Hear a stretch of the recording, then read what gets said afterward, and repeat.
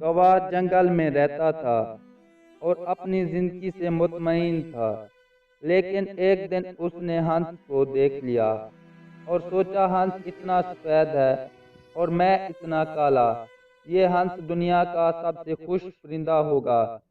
کوے نے اپنے خیالات ہنس کو بتائے۔ ہنس نے کہا، اصل میں مجھے لگتا تھا میں سب سے زیادہ خوش ہوں جب تک میں نے طوطا نہیں دیکھا تھا۔ طوطے کے پاس دو مختلف رنگ ہیں، اب میں سوچتا ہوں طوطا سب سے زیادہ خوش ہوگا۔ کوا طوطے کے پاس پہنچا۔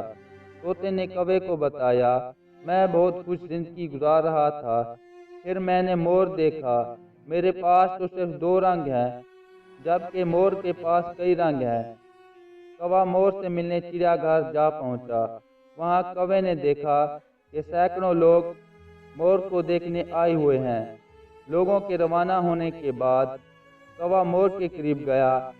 کوے نے کہا، پیارے مور، تم بہت خوبصورت ہو، تمہیں دیکھنے روزانہ ہزاروں افراد آتے ہیں، مجھے لگتا ہے تم دنیا کے سب سے خوش رہنے والے پرندے ہو۔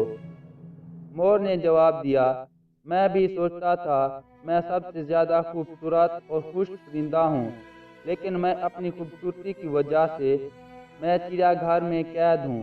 میں نے چڑیا گھر پر کافی غور کیا اور مجھے اندازہ ہوا کہ صرف کوا وہ واحد پرندہ ہے جو چڑیا گھر کے کسی پنجرے میں قید نہیں۔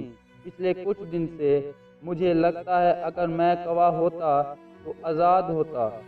ہم انسانوں کا بھی یہی مسئلہ ہے، ہم دوسروں سے موازنہ کر کے اپنی خوشیاں برباد کر لیتے ہیں۔